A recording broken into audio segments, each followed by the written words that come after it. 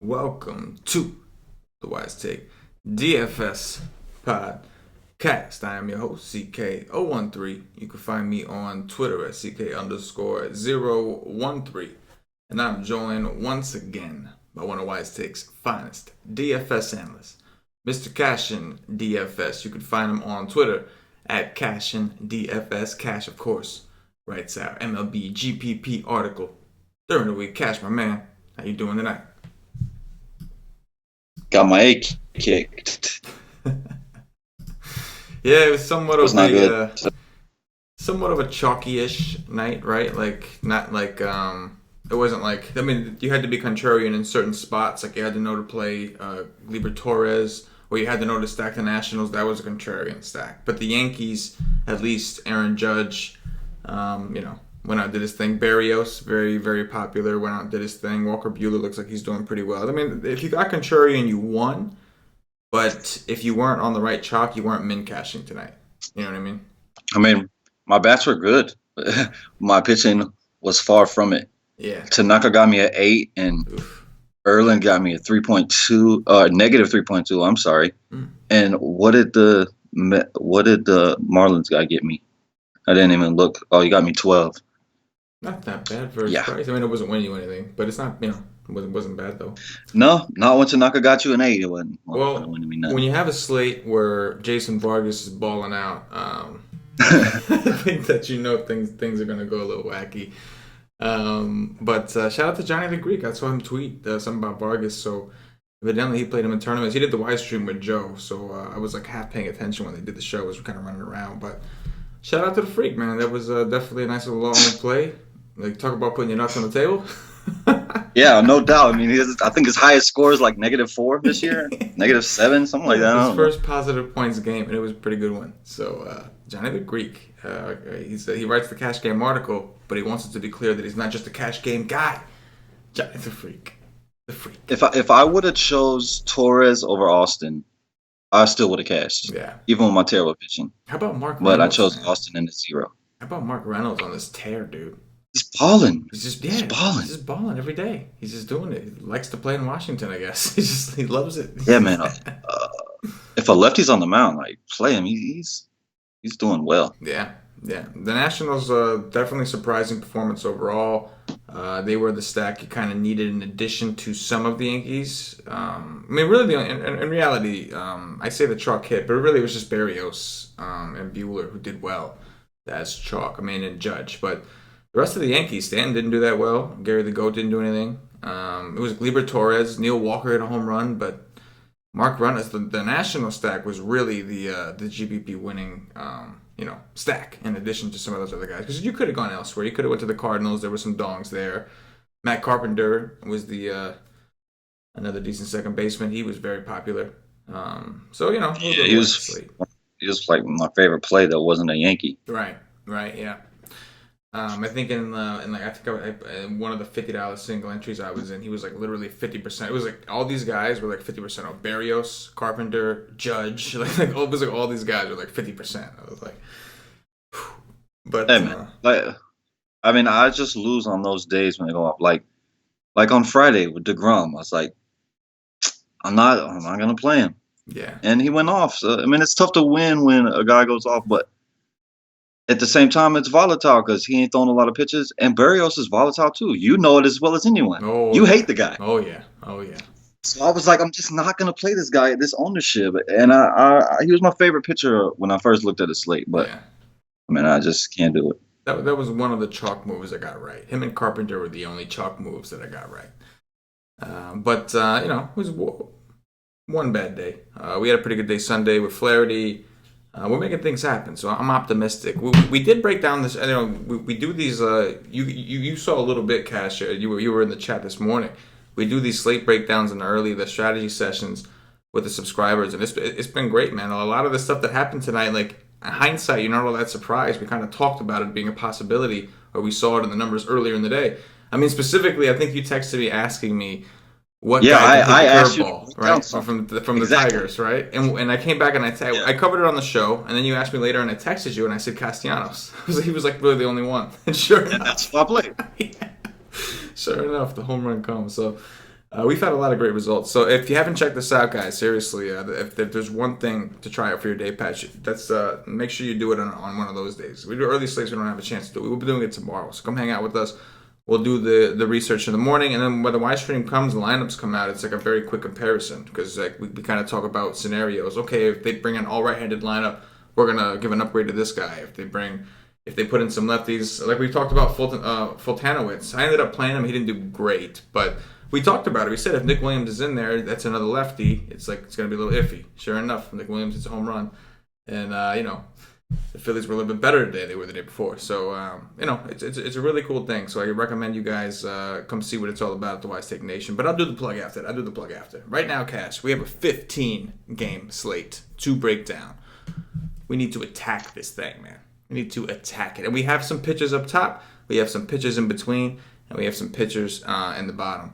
So we got a lot to talk about.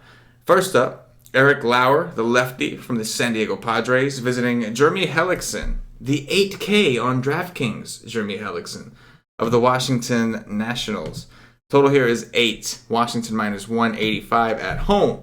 Cash, what is your instinct? What does your gut tell you on an 8K Jeremy Hellickson? Oh, well, my gut is telling me to not play another mediocre to bad lefty against Washington because they just absolutely killed the dude I played today. But Hellickson at 8K, huh? I mean, he's going to be popular. Man, what can I say? He's going to be popular just because it's the Padres. Um, Hellickson, huh? Hold on, let me go look at this guy.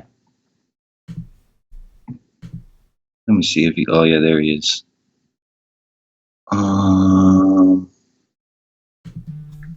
I mean, it's a decent play because it's the Padres, but I don't love playing guys that are chalk for sure.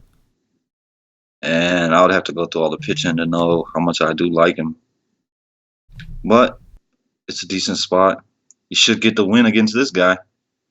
This guy is not good. I think the guy that pitched today is probably better than this guy.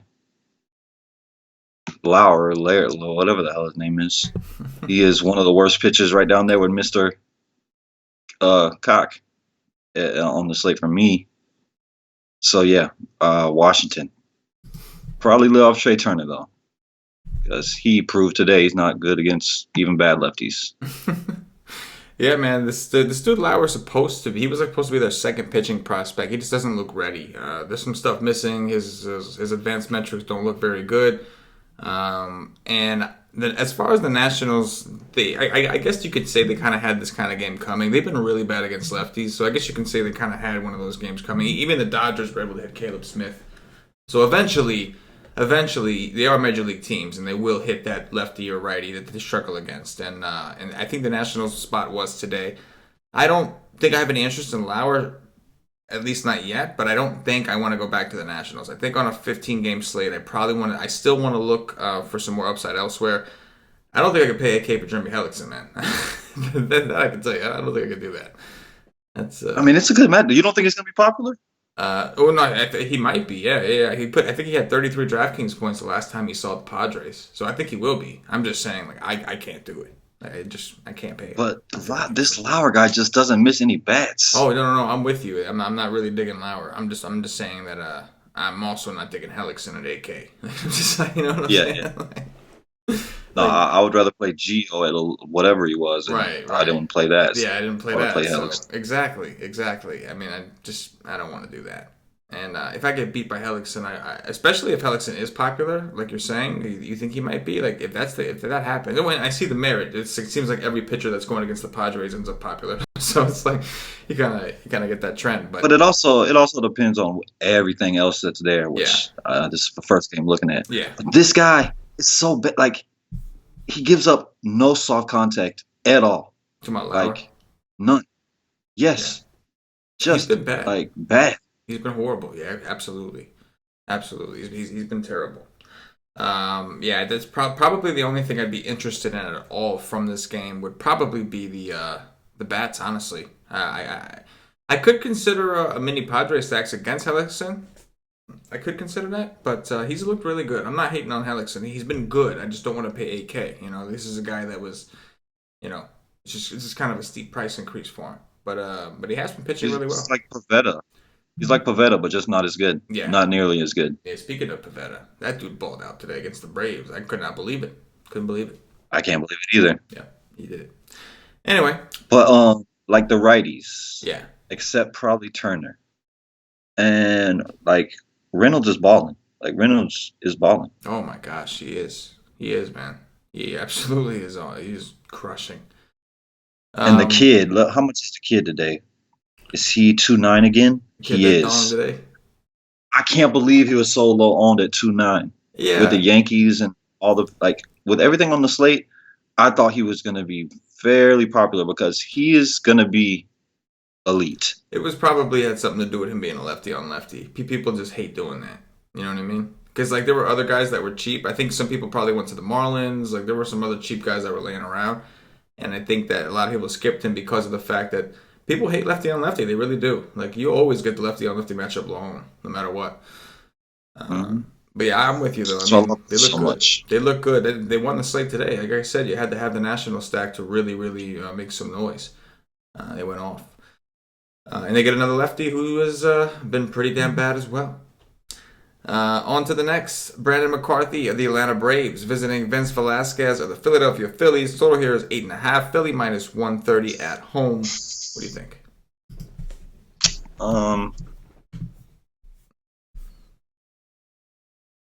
I was all over Velasquez last time, but that was a terrible pitching slate against the Braves. Don't think I could do that. McCarthy. I mean, if you want something that's slow and steady, if that's what you're into, that's you can look at him. But I want something that's. I want if something you want that's, the tortoise play, it's like if yeah, you want to exactly. play the turtle. It's like, I want the hair play, so he's not for me. Um, I just can't do that. So I think you could stack Atlanta, but I don't necessarily want to stack against McCarthy. You could always stack Atlanta though. oh yeah, man, you can always stack Atlanta. Vince Velasquez has looked really good, but he has not done very well over his career, a young career against the Braves.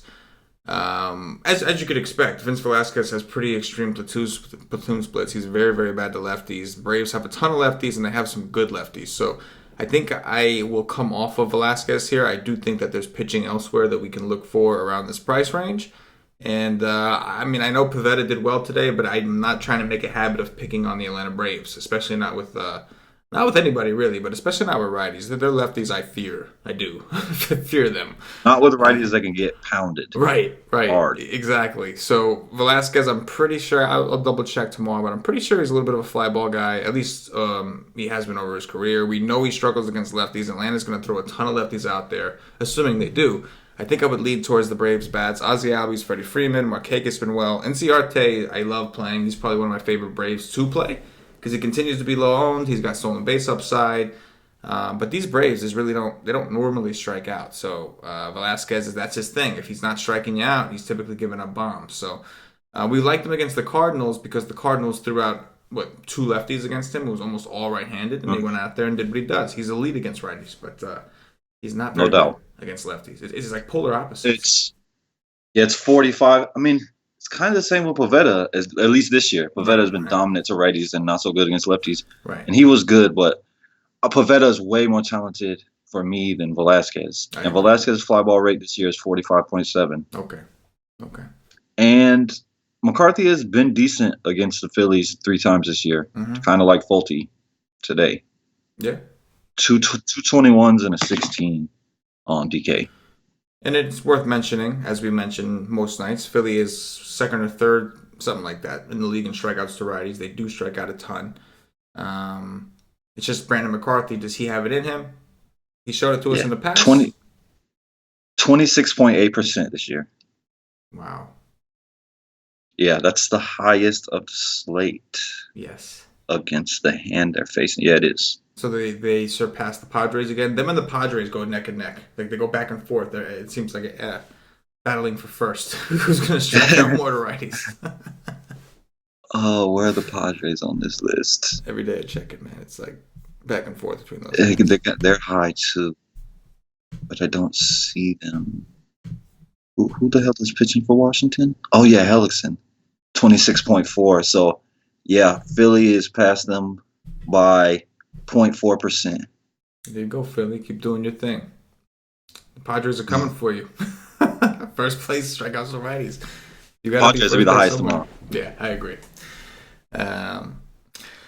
Anyway, Garrett Richards of the Los Angeles Angels visiting J.A. Happ of the Toronto Blue Jays. Total here is 8.5. Toronto minus 110.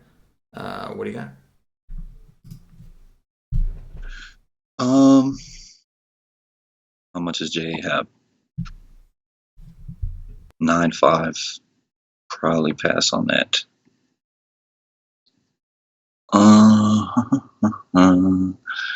Does Garrett Richards throw a slider? I believe he does. This is in Toronto? Yeah, this is in Toronto because it's so early. I don't know. I probably don't have anything. I probably don't want nothing. You could always stack the Angels against a lefty, but J-App is decent. Mm-hmm. Yeah, Richards does. He actually throws a lot of sliders this year. He's actually throwing the slider 38% of the time this year. So that's interesting when you consider his price. Obviously, I don't know if I would look at Richards and feel comfortable enough to play him against these Blue Jays in a cash game scenario. But I think in tournaments could be interesting. He's 7-8, provides you some salary relief on DraftKings. Not like a play that initially I feel super good about.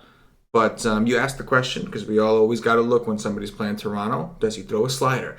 And the next question is, how often does he throw that slider? And the third question, which we'll look tomorrow on the strategy session, is how good is that slider?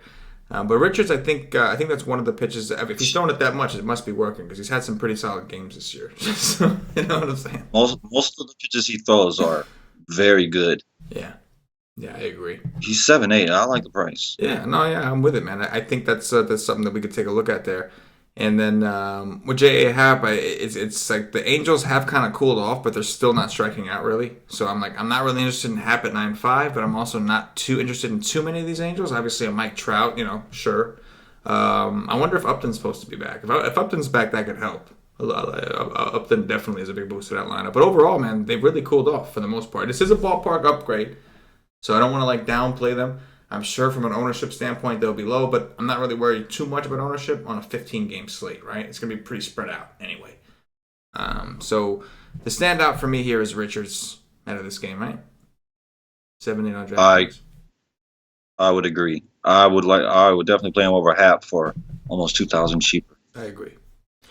Way better matchup. Yes.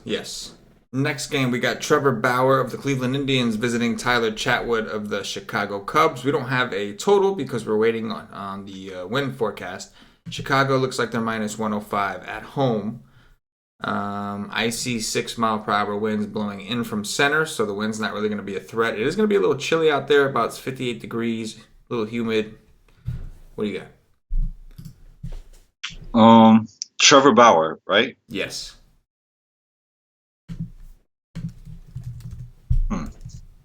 I have interest in Trevor Bauer all the time. 11-7.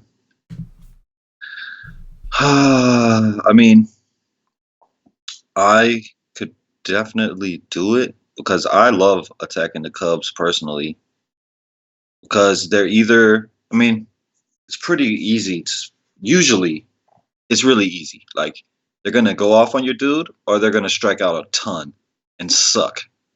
So it makes it perfect. Like, I'll know within 2 or 3 innings if my pitcher is going to have a good game, or I could just tune out and go watch basketball and hockey.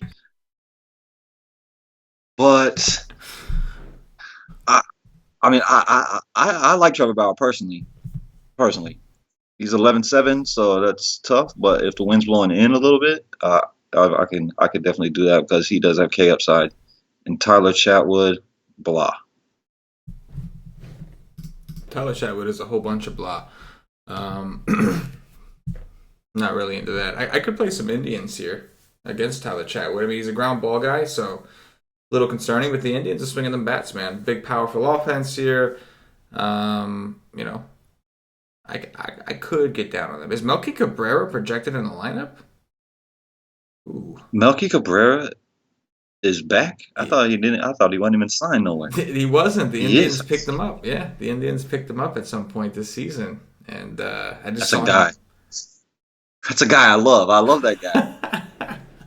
I do love that guy. When he was in Chicago, man, that guy has hit home runs for me almost every time I played him. I love that little guy. You must have not played him all that often, huh? No, I didn't play him all that often, no. But he did. I remember one time he went double dong for me at no ownership. Yeah. I do love that guy. Yeah, it's interesting. I'm cool with Bauer, man. Not today. Well, I think what we have to look at here, I think Bauer did put up, I think last year he put up like a 28 against the Cubs, which is pretty good. I think we'd be fine with that at his price at 11-7, especially like the matchup he's in. You would think the Indians are in a better position to score runs. But we have Chris Sale and we have Garrett Cole. We have Chris Sale against Tampa and Garrett Cole against Houston. So the question is going to be, does he have enough upside to match those guys? That's the question. I'm looking at Trevor Bauer. No, I was just seeing a picture of that. Yeah, I'm gonna like today. Yeah, you probably know who it is. Maybe is it the Red Knight, Matt Harvey? No, but it is another cheap dude. He plays for Miami. Oh gosh, he plays for Miami. Oh yes, I know who you're talking about. Caleb Smith. Yes. I know exactly. You see the price, bro? Yes. Oh my god. Yes. Yeah, no. Yeah, there's a few pitchers on here, but like Bauer is going to be way lower owned than Chris Sale. That is for sure. And he's going to also. And then Cole against San Francisco too. Yeah, oh my god. Yeah, that's the one I'm worried about. You know what I mean? Like that's one I'm really worried about. But you are saving a good amount of money. So if you put that money to use and you hit on your bats or you get that SP2, you use that money to good use. It could be worth it because Bauer does have the upside to go out there and get you at 30. One thing, though, I'm pretty sure he threw a lot of pitches against Detroit. I could be wrong. He had a low pitch count throughout most of the game, but he labored a little bit. But they let him go pretty deep. I don't know if he went complete game or not. I don't remember, but I'll look. No, he didn't. He went 8 innings, 10 Ks, 8 innings. I'm just curious as to how many pitches he actually threw. That's something that we always like to monitor.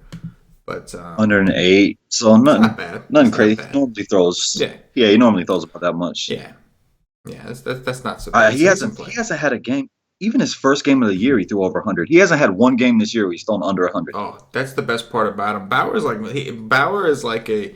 I'm not talking on a skill level, but as far as like type of pitcher he is, he's like a Verlander. He's like a workhorse. You know, like he perfects his craft. He creates his own pitches. He's like into the science of pitching, and he's like a nut. He's like a pitching nut. He is a nut. Yeah, for real. He created his own pitch. It was, I can't remember the two dudes. But there was two guys. He got both of these pitches and put them together and made his own pitch. This guy's nuts. Yeah. That's why I love him. Oh yeah. He's a gamer. Say what you will. He's not as consistent. Maybe he's not as dominant as some of the other aces out there. But he plays, man. He plays hard. He takes the game very serious. So yeah, I think we could put Bauer to the side for now. He's interesting.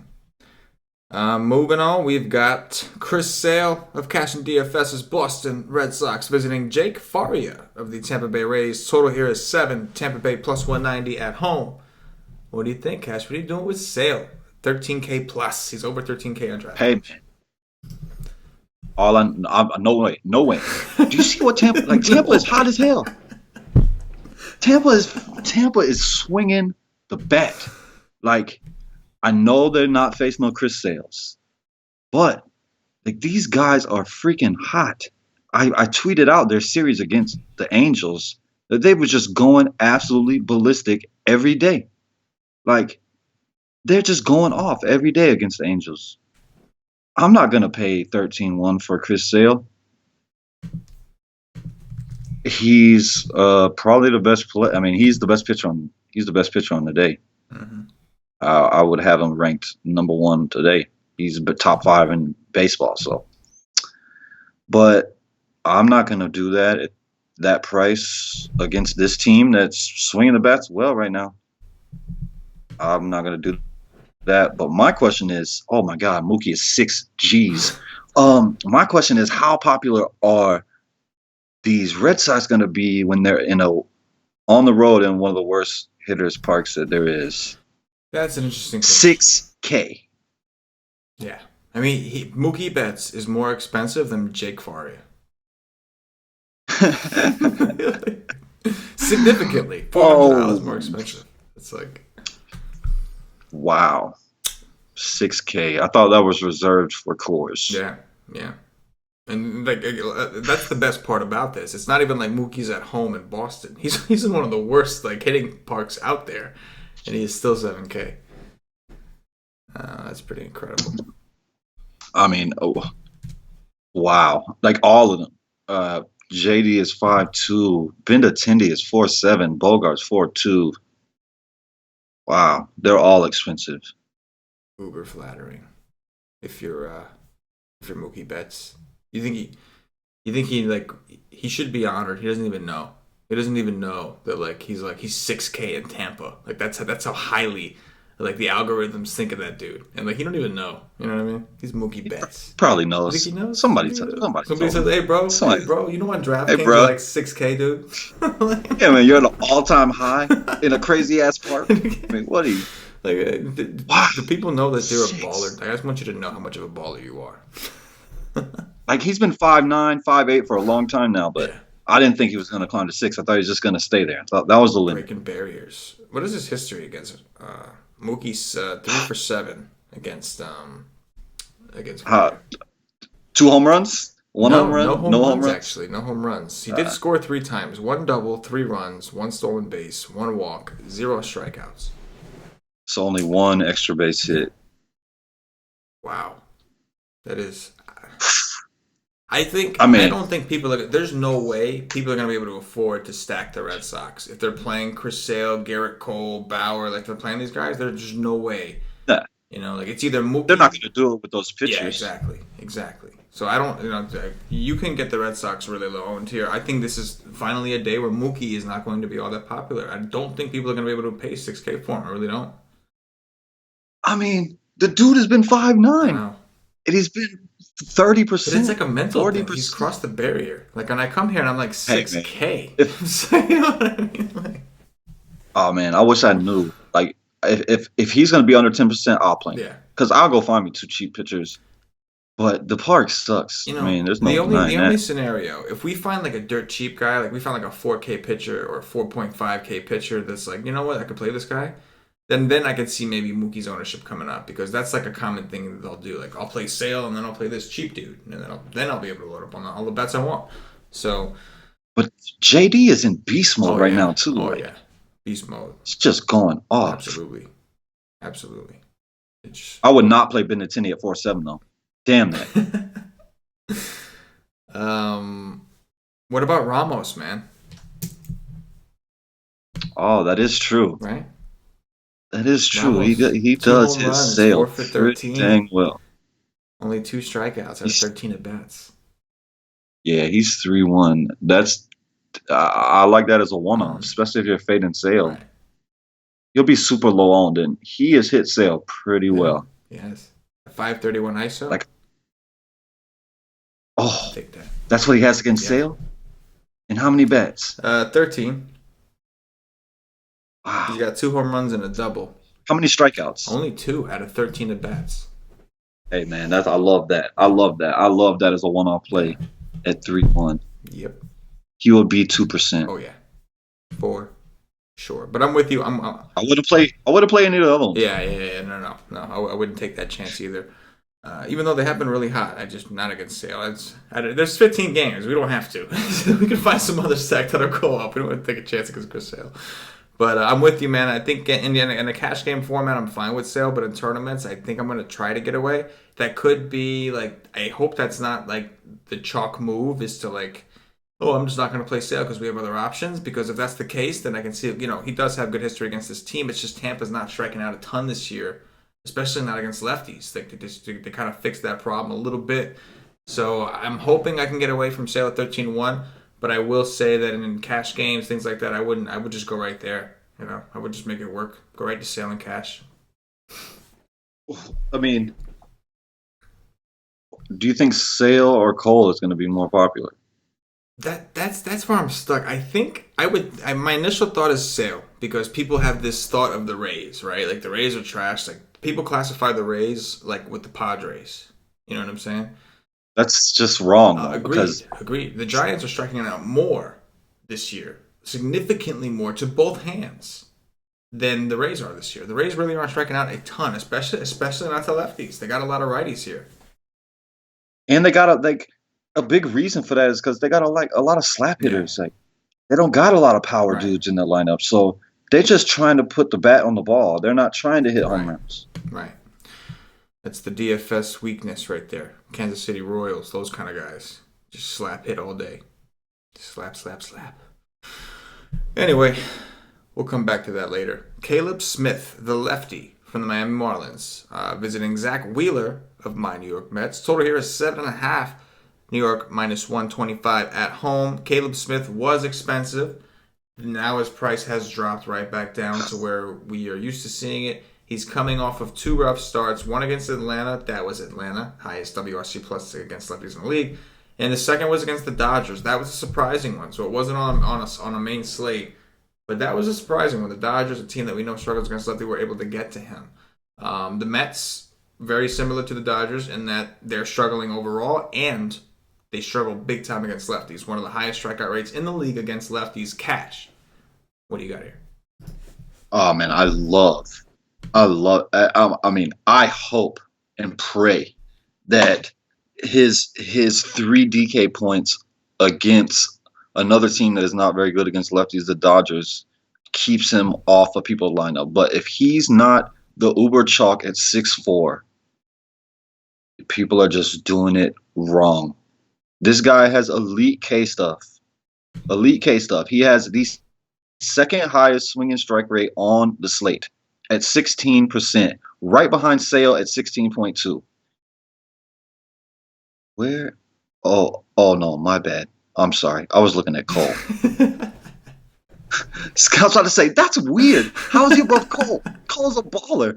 No, my bad. It's 11.8. I was like, that can't be right. Still pretty good. What am I talking about? Still a pretty good number. No, it is good. It's number 9 on the slate. It's good for a 6'4" priced pitcher. Okay. Hell yeah. Hell yeah. He just has that.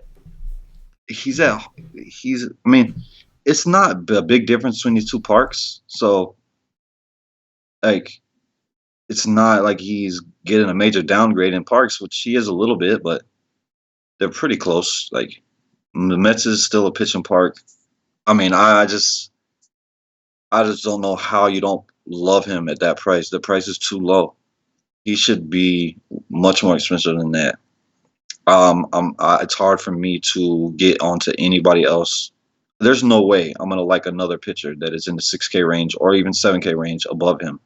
I love him. Don't know how you don't. And on the other side, Zach Wheeler, like, he can struggle, but he can. He was the new ace for the Mets for a little bit though, but hey, that's gone. I'm not trying to pick on him with the Marlins on this slate, but I love Smith. Yeah, man. I'm willing to go back and go right after these Mets against lefties. Go right with Caleb Smith. I do agree that his upside is too much to kind of back off. The Dodgers was surprising at home. That was definitely a little bit of a shocker. But the Braves, I mean, they give the guy a break. The Braves they're a good offense and they're tough for any DFS pitcher. So the Mets are still third in the league in strikeouts to lefties at 26.7% as a team. We'll want to double check what that lineup strikeout rate looks like when they actually put it out. But right now, it's the time to attack still. Cespedes still out of there. Todd Frazier. these are two guys that are really helped them out. Like, and they just lost what's his name for the season, Juan Lagares. While that's not a big power bat, it's another slap hitter. It's another guy that gets on base to help generate runs. I think they lost him for the season, I believe. So, I think that we do have to kind of go right back to the well and just assume at 6'4", I think he's too cheap. This guy's got a 12K per 9. So I'll be... And Flores has always been a lefty masher, but he's not been the same dude this year. He hasn't been great, no. He's been clutch, but he's been clutch with like walk-off walk or like a walk-off single. Like he hasn't been big power clutch. We know he has it in him, but like really, like in reality, like I hate to say this, but like he's one of the only bats you're really worried about in the line. If you're the other team, you're looking at, okay, Brandon Amo is a lefty. I'm not worried about that. Asdrubal Cabrera is pretty good.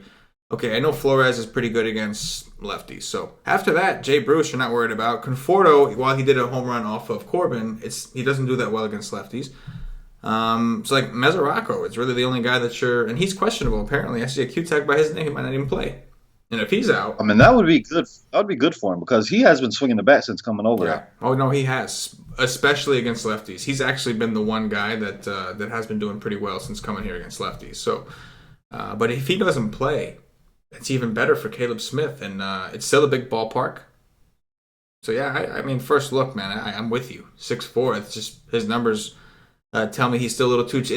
Considering the matchup, if this was just like if he was going up against the Braves again or something, I wouldn't be interested. But the matchup is, until the Mets show us they can hit lefties, you gotta do it. Like he should, I mean, in my opinion, he should probably be 8K. Like he should be above. Well, the gas can is going against the White Sox. Like, I don't know, man. He's just too cheap. He should not be cheaper than Zach Wheeler. He should not be cheaper than Zach Wheeler. That I agree with. He should at least be in the 7s, I think. I do. For his upside? Like, his upside is crazy. Zach Wheeler pitched really well against these Marlins in his first start. And then, like, in his last start, he was rolling. I forgot who he was playing. He was rolling, man. He had, like, 8 Ks in, like, 4 innings. He was dealing, and then it just fell apart. Just completely fell apart in like the 5th inning or something like that. So I think there's too many other arms that I want to look to. I'm not big on picking on the Marlins to begin with. I will say that somehow every time I take a right-handed pitcher against the Marlins, it doesn't do well. They are 11th in the league in strikeouts to righties, but somehow they don't strike out when I play righties against them. So I'm not really sure when it's happening. But Caleb Smith is my favorite play from this game on my first look for sure. On to the next, we've got Jameson Taillon of the Pittsburgh Pirates visiting the Red Knight, formerly known as the Dark Knight, Matt Harvey of the Cincinnati Reds. Total here is 9, Cincinnati plus 125 at home cash. Matt Harvey is now back in Cincinnati. What are we doing?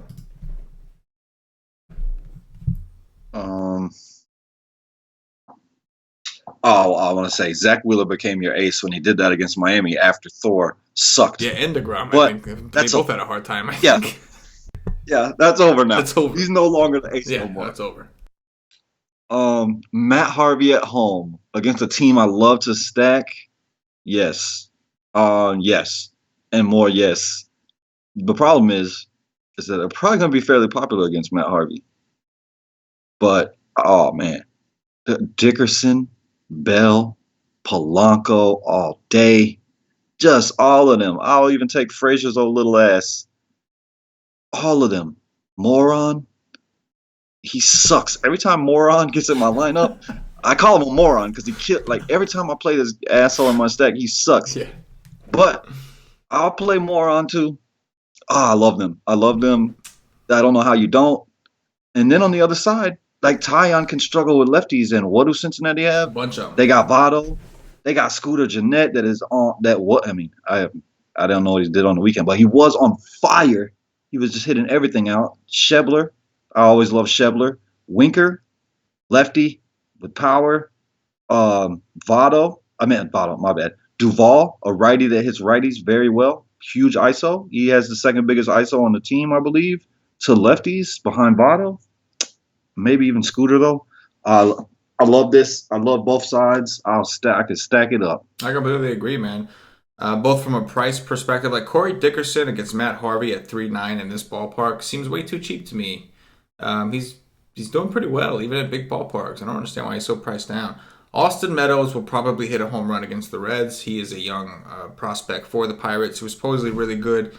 Colin Moran, we know have big power. I mean, I'm with it, man. The Pirates have been a pretty good offense, and like the only reason I don't get to play them as much as I'd like is because they play in Pittsburgh. But now they get a ballpark boost.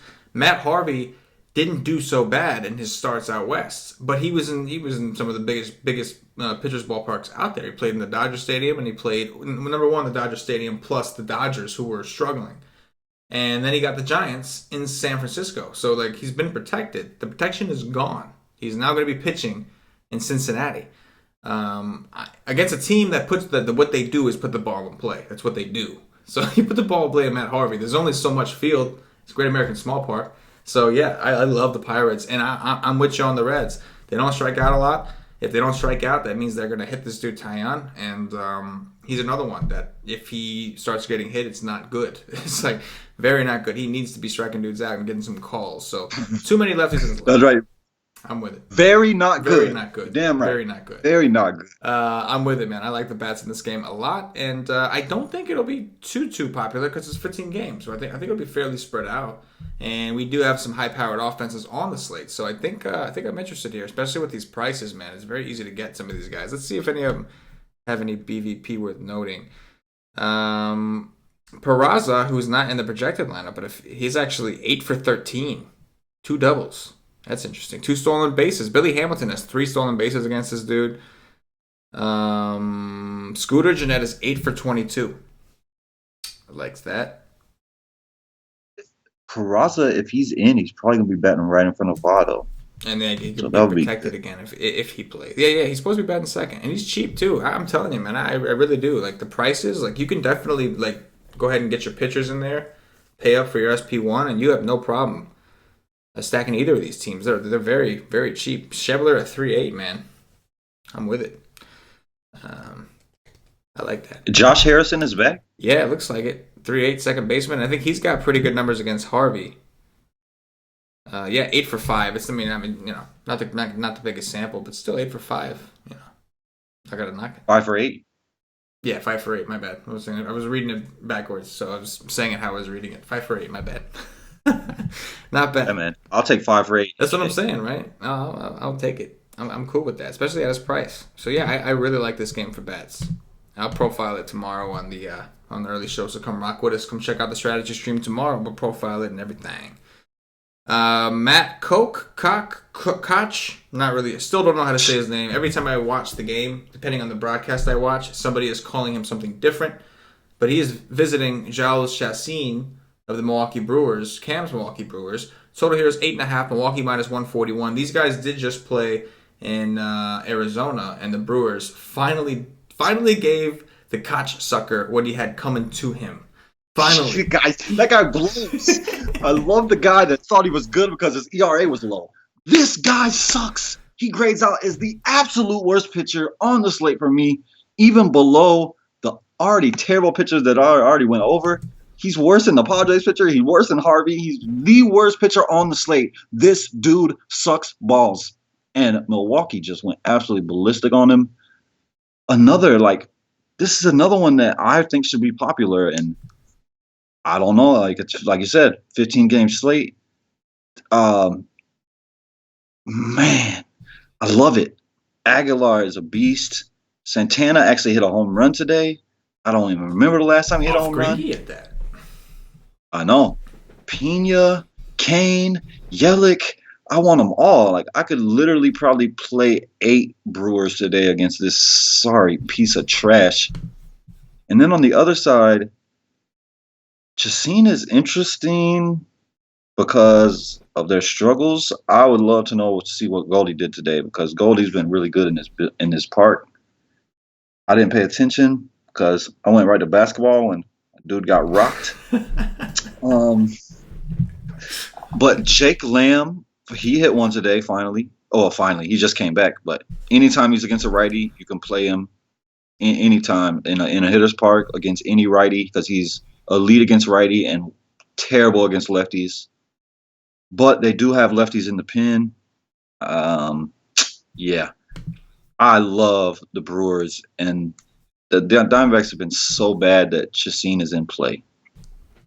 Yeah, I mean that's the only reason Chassin isn't play is because of how bad the D-backs have been. They have been bad, really, really disappointing.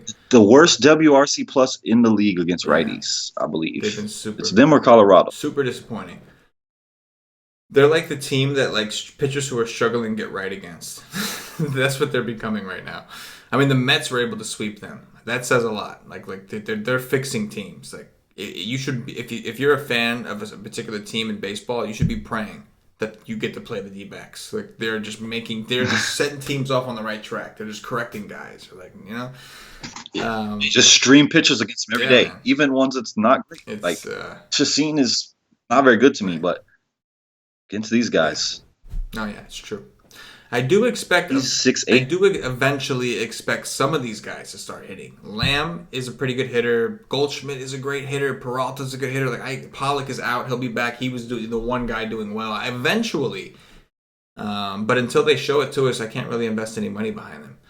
And Yeah, I mean that's why I don't necessarily want to pitch him, right, but he's in. yeah, he's in play. But Like you wouldn't like like laugh Goldie somebody is, out of the room for trying to pitch him. You'd be yeah, like, all no, right, I definitely understand. not at all. Yeah. Goldie is one of the best hitters in Yeah. baseball, but he is just really Oh struggling yeah, right now. you know his strikeout rate right now against righties this season is over 30% right now. He's really struggling, man. That's not Goldie. That's not a Goldie thing. He's really something's Oh, off.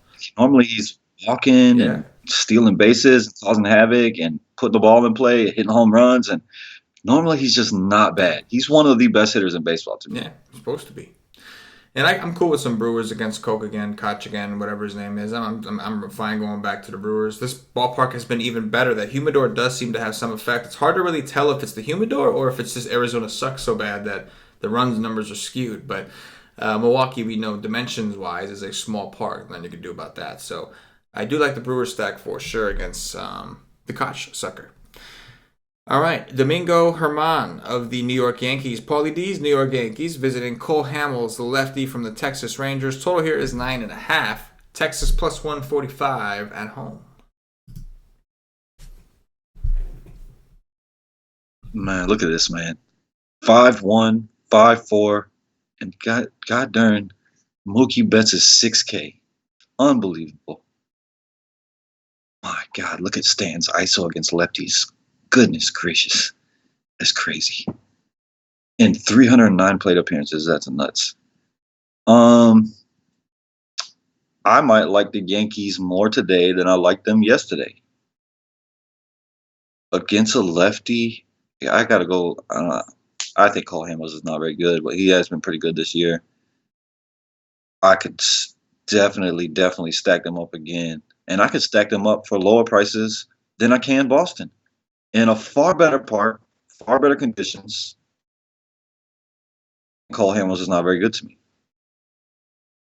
And what about this kid? This German. Is he even thrown yet? Yeah, so his first start did really well. He's on 25 innings. His first start, he did extremely well. And then all of a sudden, his next start, he was like 11K out of nowhere and did not pitch well at all. It was the weirdest thing. And now he's back down to 6'6". So very weird. We know DraftKings, like they're trying to price people like not just in matchup, but like based on the slate itself, like on a scale. And like he was ridiculously overpriced in his last start and did not do well. But now he is back down to Value Town. Damn, I didn't realize he started so many games already. He was in the bullpen. Yeah, they had him in the bullpen. He's one of their top prospects, though.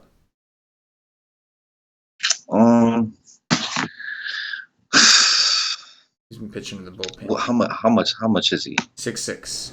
You see what he did against the Indians? Oh, 6. 6 innings, 9 strikeouts against the Indians at home, and then the Angels just completely like bashed his face in. He was like 10-2 that day, and the Angels bashed his face in. Oh man, I love to target Texas. It didn't work today. It's not going to work every day, but it will work more often than it doesn't. And this kid has some pretty good stuff, huh? You said he is their top pitching prospect, or just one of the top pitching prospects? No, I think he's just one. But Paulie knew who this guy was coming in. I know he's pitched out of the bullpen, but yeah. No, man. If he has swing and strike stuff, I'm interested. I think Texas is really bad. They just swing at terrible pitches. But at the same time, they have power. I mean, there's no denying that. Like, just I don't know. I really like it. There's three bats that I think that could go off on them, and that's Gallo, Mazzara, and Chirinos. But at the same time, all three of those bats can strike out three times as well. I like it. Texas, I want to target Texas a lot, just like the Giants. There's a certain teams I'm just going to target all the time. And this kid is really cheap. Like, I could play him and play Caleb Smith, 6'4" and 6'6", and just go get whatever I want. Yeah. I go play Mookie. I can go play Judge. I go play Gary the Goat. I can just go play whatever. Yeah. Yeah, Rangers are fourth in the league in strikeouts to right-handed pitching, 26%. They do appear to be waking up. Possibly they were able to get to Tanaka today, but this kid this kid Domingo Herman does have some pretty impressive stuff. They used him in the bullpen in 7 games last year, but if you go look at his AAA numbers and what he did in the minors in general before that, he was pretty dominant down in the minors, and he put up some good numbers against the Cleveland Indians. That's a pretty good offense he did well against. So I get it at 6-6. Way better than this. Oh yeah, way better than this offense. But I will say a lot of lefties here. You got to see how he handles left-handed hitters. Probably a good hitting environment. I don't see the weather, but it's Texas. We can assume it is. And then, of course, we have to consider the fact that Texas does appear to be heating up a little bit. I know Paulie D's already texting me, telling me no Herman, and he's the Yankee fan. So, but at 6-6, I will dig in. I'm going to try to do some profiling and see if we can find an edge there because that is cheap. Could be a nice little pivot off of Caleb Smith if we end up finding something to pull us off that. So, and Cole Hamels it's an interesting spot, man. Like, I don't like to take lefties against the Yankees, but Hamels has been a little better this year. I'm not a Hamels guy. I'm really not. I think that I prefer the Yankees bats for sure. I think I'm with you there. Maybe we get them at a little bit lower ownership because it's such a big slate. And then after Cole Hamels, you have a weak Texas bullpen. So I could play some Yankees tomorrow. On the other hand, the Yankees do strike out a decent amount. I don't think they strike out much against lefties, but I'll double check real quick. The Yankees 20th in the league in strikeouts to lefties. I'm not a fan of picking on the Yankees with lefties. It's just not something I like to do when you got Stanton and Judge and Gary the Goat and all those guys. So I'm cool with the Yankees stack, and that's pretty much the most I like from this game, I should say. I mean, it's a small sample size, but he's been better to lefties than righties. Interesting. Not very big. Like, he only has 80 something plate appearances from each, right. But he has been better. The strikeout numbers are not as good to lefties, but the WOBA and ISO and that stuff, it is better to righties. Right. I mean, lefties. 33% K rate against righties, but only 23% against lefties. And like 23% is still good. It's just we don't have a sample. But it's not elite. Like 30% is pretty damn good. Next game, we got Kevin Gausman of the Baltimore Orioles visiting big game James Shields of the Chicago White Sox. Total here is 9. White Sox plus 120 at home. What do you got here?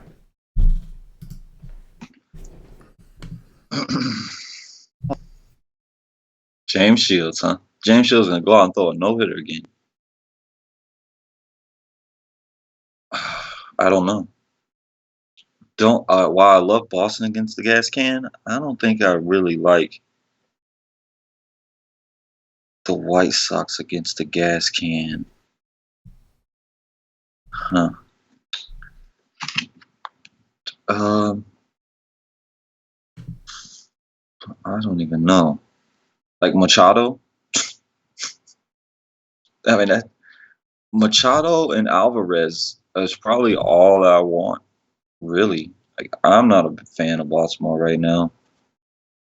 They did wake up for a little minute there. I know Trumbo hit a home run today, finally. He did. That he did. I don't know. I just don't have much interest here on a massive slate. I do have interest in Alvarez, though. I think he has double dunk upside against pretty much any righty that's not super elite. And Machado against everybody, but Machado is 5'5". Oh yeah, he's right up there with the Mookies and the Yankee guys and Coors pricing. Without Coors, but he has been phenomenal. He really has. Yeah, Baltimore against the righty. Don't really know what to do with Baltimore. I really thought they would get to Santiago today. And while a couple of them did, they didn't really do it in the way I thought they would. So James Shields is another one of them dudes that we just expect him to get lit up every single night, and he never seems to get lit up as much as he's supposed to. It's just like, I mean, like, this dude put up a 26.9 against the Rangers in his last start. 8 strikeouts, 7 and a third. He had good games against St. Louis, Minnesota. This guy just doesn't get his ass kicked as much as like his numbers indicate that he should. Small ballpark. His ground ball rate is a little on the low side this year. It's under 40%. So I can give you plenty of reasons why he should get blown up. His hard contact rate is up. His Ks are down. Swinging strike rate sucks. But he just goes out there and for some reason it just doesn't happen the way that it's supposed to. So I would normally like Baltimore. I mean, but it's just, number one, they're struggling. Number two, he just doesn't get his ass kicked like he should, like I said. So, yeah, I mean, he pitches in Chicago in this small park, and he doesn't give up a lot of home runs. No, he doesn't. Gausman is interesting. The White Sox, believe it or not, aren't striking out a ton against righties. They still got like 13th in the league, 23.2%, but they're striking out more against lefties this season, which is completely ass backwards from last year. But Gausman's been pretty good for the most part. I like Caleb Smith too much, I think, to let me really come down here in a small park, but he pitches in a small park. I prefer Gausman at home, though. I do. For some reason, he seems to be comfortable pitching. I know it's a small park, so is this, but he seems to be more comfortable at home. So 7.6 isn't a bad price for him. I think he's in play. I just don't know how much I'll go there with guys like Caleb Smith on the slate that I like a little bit better for a little bit cheaper, and then guys all the way at the top like the Sales, the Coles, the Bowers, who are a little bit more expensive. So he's kind of just priced in a weird place. I will say if you're trying to play some Mookie bets, you can pair him and Gausman and Caleb Smith and go to war with some bats, man. You could build some fun lineups that way, man. You get all the bats you want. Go ahead and pay the $6K for Mookie if you want to. Who you think has more upside, Gausman or Garrett Richards? Ooh, that is a really good question. Oh man, that's a because they're almost identical price, and I think both of them. I like both of them. I think both of them are good, but I think I would lean Richards in this particular matchup. I don't know. I mean, I like Gausman. I pitched Gausman a lot this season, not so much lately, but in general, I have pitched him a lot. He's been good to me. But I don't know, man. Something about the White Sox that, like, when you think they're supposed to struggle, they just don't, And like, I don't know. I just feel like maybe Garrett Richards is the guy I would lean towards. I do like Richards. We know he throws a ton of sliders, and we know Toronto struggles. I mean, Gausman's, it's close. Yeah, it's very close, man. Because Gausman's numbers are solid, man. He's got a higher swinging strike rate. Like, Gausman's been pretty good this year. I'll give the man his due. That's a very good question. I think their pricing difference is right on. Like, they should be pretty much evenly priced. You know what I mean? Because it is very close. Oof, man, you got me thinking about that one now. It's extremely close. Yeah, it is. That's a good one. Because, I mean, Gausman has a better matchup, in my opinion. Right. Well, the matchup gives him higher upside. Right. Like, Toronto's a better hitting team. Yeah. I mean, it's both great parks. I don't know. It's really close. It is close. I'll have to dig in. I'll profile them tomorrow on the show, and I'll get back to you. Matt Boyd, the lefty from the Detroit Tigers, visiting Lance Lynn of the Minnesota Twins. What you got here?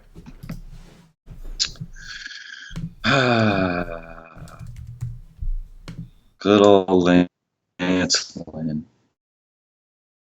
Matt Boyd. Isn't that your boy? Don't you love Matt Boyd? I do, actually. I do like Matt Boyd. I do think that he has some regression. I'll get into that coming at some point, but I do generally like him, yes. Yeah, I mean, I do too. I think he's pretty good, but I think he's been pitching a little over his head. Like you said, you think he has a little regression coming. 8-3, come on. Oh, no. I wouldn't play him in 8-3. Not against. That defeats the purpose of why I like the guy. I like him because he's always cheap every day. 4-5 for Lance Lynn. 4-5, Yeah. huh? You bastard. Ah, oh man. At 4-5, I mean, I gotta consider it, but man, I do not like this dude. Oh, oh man, oh man, oh man. I'm gonna consider it at 4-5. I mean, I got to. It is. It's I against just the don't think Tigers. this. You're not really looking for the K upside. You're just looking for him not to get rocked and last a little bit. That's all you're looking for. And but the thing is that like they don't have many lefties. So at that price, like that's where he can really struggle is against lefties. I mean, his numbers against righties are pretty good. Like 286 WOBA, 141 ISO. Like that's pretty decent. The lefties is definitely where he can struggle. Yeah, his K rate goes way down. Oh man, 4-5. Good gracious. I'm gonna make a lineup.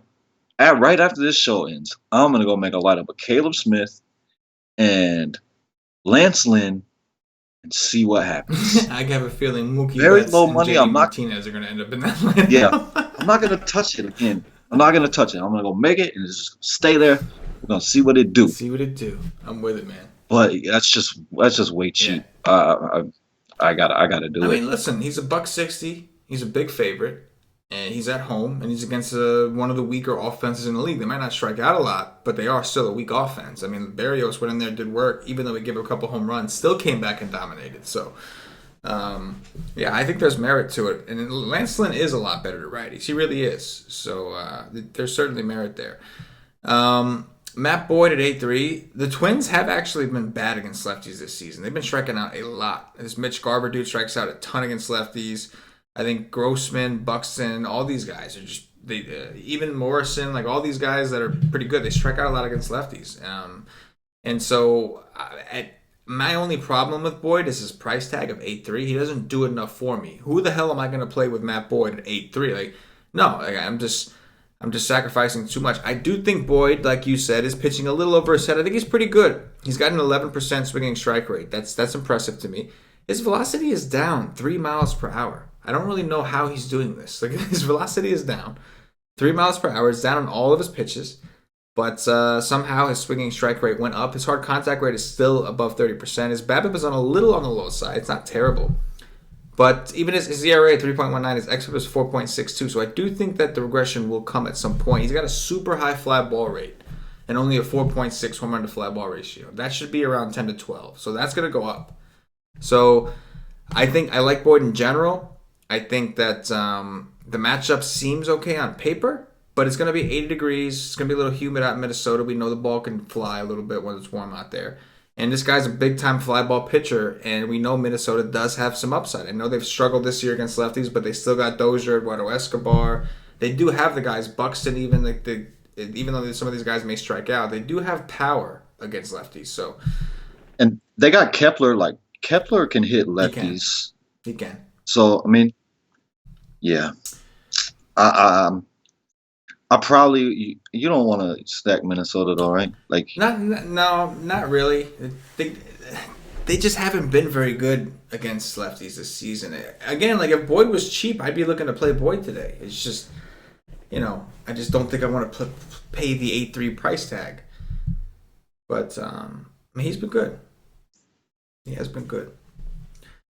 But yeah, Minnesota doesn't seem like they're projected for 5.1 runs. That's not bad. It's just I don't know, just not really. They haven't been doing it for me this year. I loved them last year. I played Minnesota a ton last year. They just haven't been doing it for me this year. I played them a ton this year already, but I think that's high. Yeah, that seems high. I would go under on that. Seems But the high. funny part is this year he's right between Kevin Gausman and Garrett Richards as far as swing and strike rate. Yeah. He's right sandwiched in between them two. But he's more expensive. He's more expensive, right, than both. Next up, we got Andrew Suarez, the lefty from the San Francisco Giants. He took a significant price drop. He was just $9K in his last game. Visiting Garrett Cole of the Houston Astros, Mr. Dominance. Yes, this dude has been awesome. Total here is 8. Houston minus 275 at home. What you got here? He should have took a big price dive because he has no chance of getting a win here. Um, he's facing a tough lineup. But am I gonna stack a Houston in this park? No, I rarely stack anybody ever in this park. So I would be a pass for me, most likely. Man, look at that hard contact. Holy crap. Look at that hard contact. I gotta go look. Like how many pitch? I gotta go see how many games he's pitched at home compared to the road. Because if he's gonna give up 2 home runs per night at home, they're not good. They're not good play him.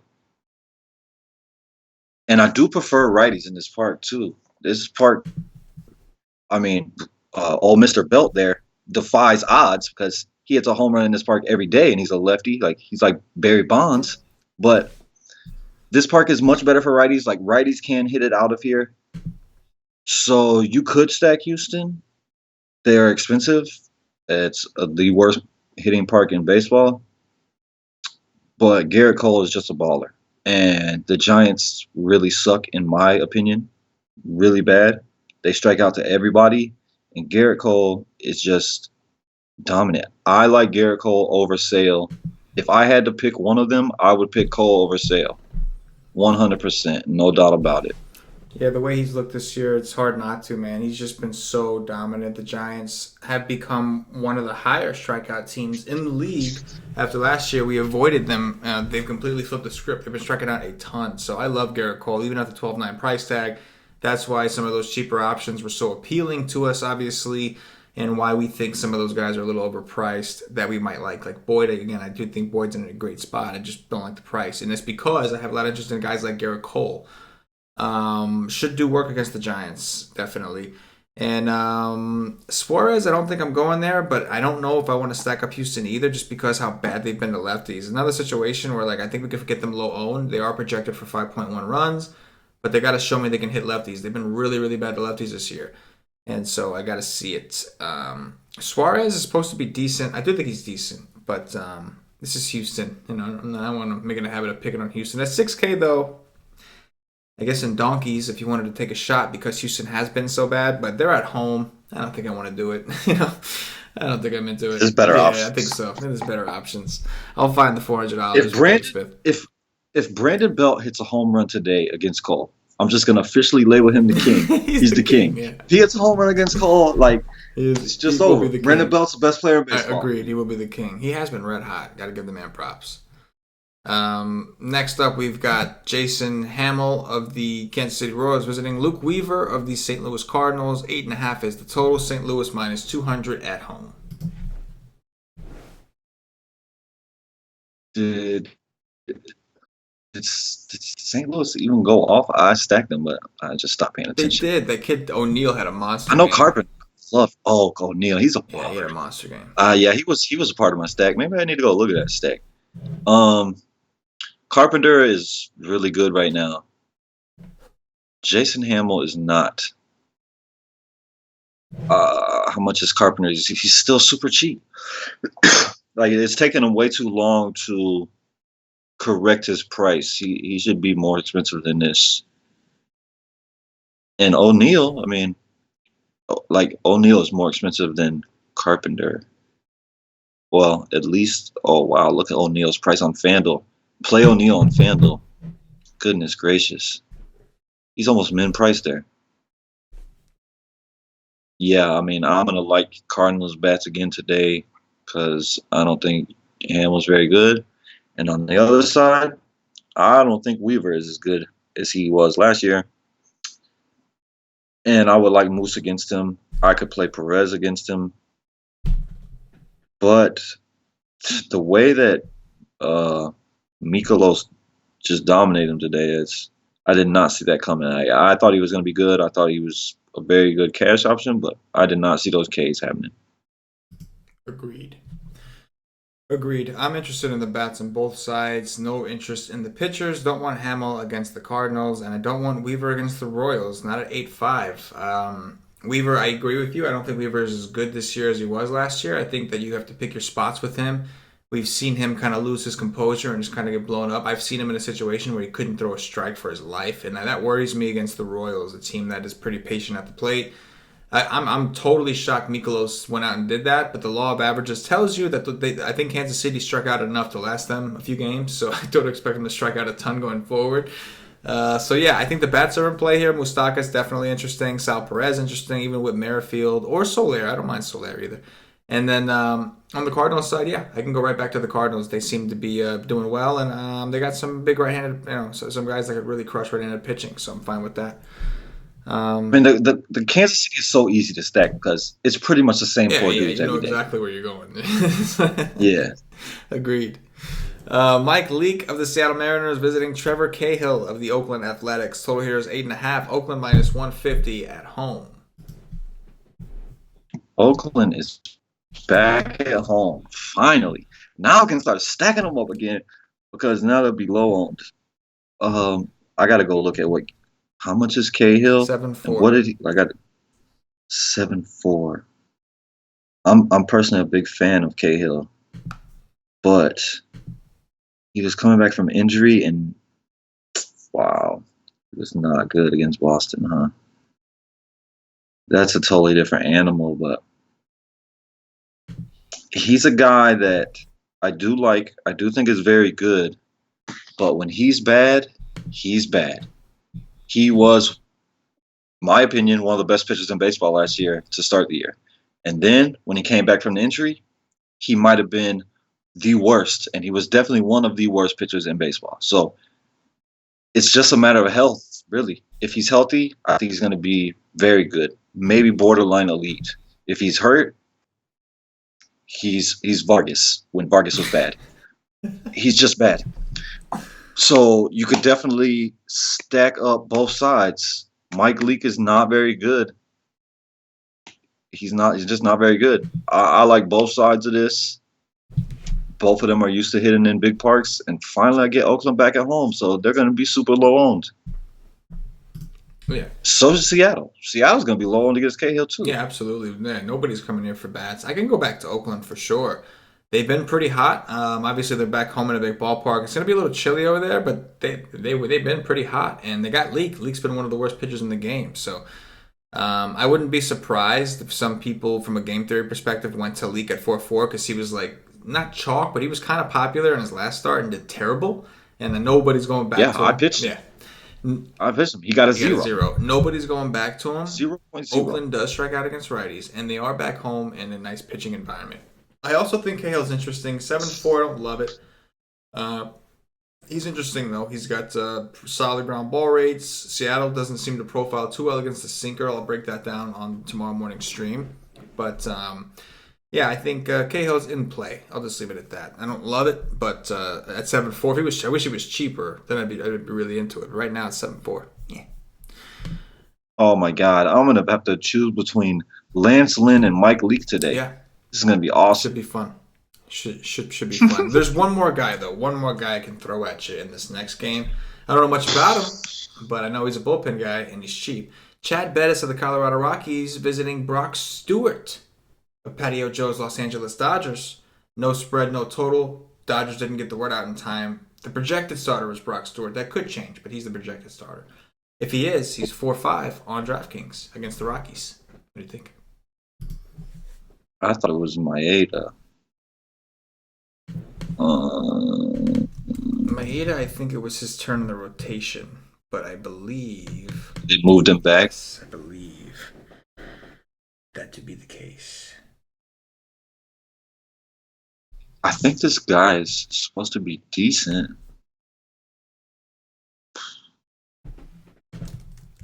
Oh, I cannot find the Dodgers starting pitcher. Oh yeah, I got Maeda. Damn, can't even look into this guy because I got Maeda here on my little graph. But Chad Bettis. I just don't. I just don't like. Hmm. I don't know. I probably don't want nothing here. Yeah. Um, I mean, Bellinger, Grandal, maybe, but yeah. The probably not. Dodgers, every time I go back to them, like, I believe they say the definition of insanity is doing the same thing over again and expecting a different result. And I'm starting to feel like that with the Dodgers, right? Like I keep playing them and expecting them to do well, and then they don't do well. And so I think I'm with you, Cash. I don't think I want anything from this game. I don't want the Rockies against a good Dodger bullpen. I don't want the Dodgers weak ass hitters against anybody because they just don't do well for me. And it's a 15 game slate, and I'm not going to have to go there. There's plenty of spots. So I don't think I want anything from this game at all. Yeah, I liked the Dodgers today, and then I seen Puig out of the lineup, and it just instantly made Yeah, me not like that, them. that was good because that was the right call. I was pissed too they didn't put Puig in there. I was like, yeah. I was pissed Do you too. guys not look at I did stats at play. all? Like that's what I want to ask them. Like, you know what I mean? Like you sit him against a righty. Do you not look at stats at all? Like, I mean, the dude is hot too. yeah, Like I thought he was a great play today, and when he was out, I was like, yeah, damn you. I despise this yeah, manager. I can't wait till the day he's gone. yeah, I I hate this guy. yeah. You know who I hate? And he helped me, like he actually helped me come back 3-0 on the Yankees to win the ALCS and then go on to win the World Series. Like he was there, he was a big part of it. But as soon as the day he gets fired, I will love him again. But for now, I despise this He's guy. like He is one of the worst managers he's in like the baseball. Jason Kidd of the MLB, right? Like I like Jason Kidd as a player, couldn't stand him as a Exactly. coach. Couldn't stand him as a Perfect coach. analogy. There we go. We got this. That is gonna do it for the game. By the guy, you know who I hate on the Dodgers? Rich Hill. Hate that dude. Retire. He's Retire. close. Just no. Like I don't even want to get into it, but the blister thing, no. Retire, bro. You're done. Didn't he pitch like two Two pitches? pitches. He warmed up. You didn't know you had those blisters when you warmed up. You. I don't never play that. I hate that guy. I I never hope play I that never guy. have to see his face again. I don't want to have to see anything related to Rich Hill ever again. You. I mean, you've been playing baseball your whole life. How can you not throw a ball without getting a blister? I don't understand. Like I don't understand this, man. Like are you using too much lotion? Is there too much moisturizer? Like what? Why are your hands so wet, bro? Are you nervous? You got Like sweaty palms? Why are your hands so wet you're and supposed blistering? you're supposed to build a callus. Like that's what happens. Like guitar Yeah, players, baseball players, like you build calluses on your hands. I mean, he's doing it forever, like you said. It's my crazy. man has the hands of a 10-year-old girl. That's what my man has. He's got the hands of a 10-year-old girl. He's too much moisture. I don't know. I think he just gets nervous and sweaty, and his hands get wet. You know what I'm saying? And there's some moisture involved there. But anyway, that was it felt good to get off my chest. That's gonna do it for the game by game breakdown. At this time, I'm gonna remind everybody shameless plug time. If you haven't already checked us out at whitestate.com, I don't know what you're waiting for. We got everything to help make you a better DFS player. We are a DFS community. We have a chat. You can come chop it up with us. Also, the other White State Nation members. You got to see some of these guys have gotten so smart, man. So we have some of the smartest members out there. They just learned so much. You get articles, cash game, GPP articles, cheat sheets from my boy Cam. We get the Y stream, which is a live stream similar to this, but it's an hour and a half before lock. We do it every day, 7 days a week for main slates only. But we kind of go in there after we've done our research and really break it down. And the newest thing we got going, one of the hottest things we got going, is the early show. We do the 3 to 4 days a week. Only during the week we only do this. So be selective if you want to try this out as part of your day pass. I mean, the other stuff is fine. This is something extra we do. We've been doing these strategy sessions in the morning. Sometimes we'll cover overall strategy, but for the most part, we've been breaking down the slate game by game, actually looking at the stats, looking at the profiles, and really profiling the pitchers and hitters and getting a better idea so that when we go to the Y stream, we're kind of looking to react and we're already prepared. So that's been awesome. We had a great turnout today. Best turnout we had today. So it's another thing. It's a chat. It's a stream thing. Usually me and Paulie D do it or myself, but it's a lot of fun. Come check it out, guys. If you want to win, if you want to be serious, if you really want to improve your game, come tell us what your goals are, and we will help you hit them. That's what we do. All right, Cash, we're going to do some top threes, man. But by the way, guys, $2.50 is all it costs to get you a day pass. MLB content, all MLB content, one day, $2.50. No excuses not to try it. All right, Cash, top threes. Who are your top three pitchers on your first look? Oh, wow. Oh, yeah. Caleb Smith. Yes. Caleb freaking Smith. Yes. Garrett Cole. Yes. And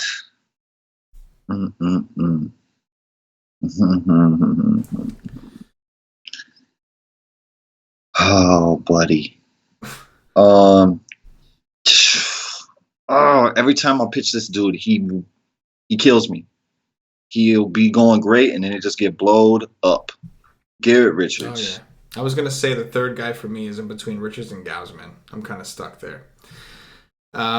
The first two are exactly the same. Love Caleb Smith, love Garrett Cole, and then my third is in between Richards and Gausman. I lean towards Richards because I know he throws a lot of sliders, and so I expect Toronto to struggle a bit. Top three stacks. What do you got? Do kind of like Lynn, though, too. Yeah. It's creepy. It is Milwaukee. Oh, show. Yes, I can get on board with that.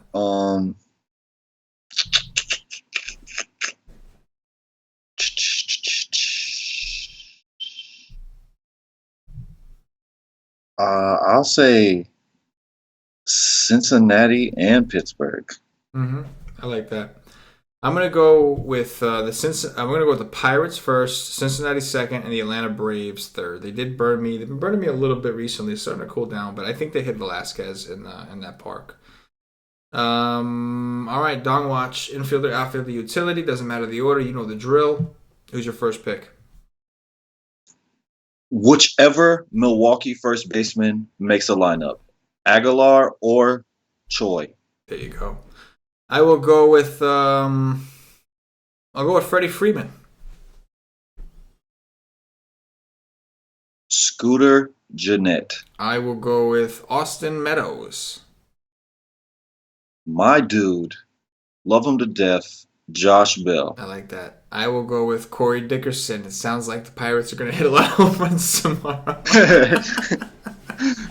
And that is going to do it for the Wise Take DFS podcast. If you're watching on YouTube, please click that thumbs up, that like button. Subscribe to the channel, get notified whenever we put out some cool free-ass video like this. If you're watching on Facebook, please like and share to support the Wise Take Nation. If you're watching us on Twitter or Twitch, give us a follow. You can find us on Twitter at @wise_take. Also, please retweet this if you are checking us out on Twitter. And if you are listening on Podbean or iTunes, please give us some 5-star reviews.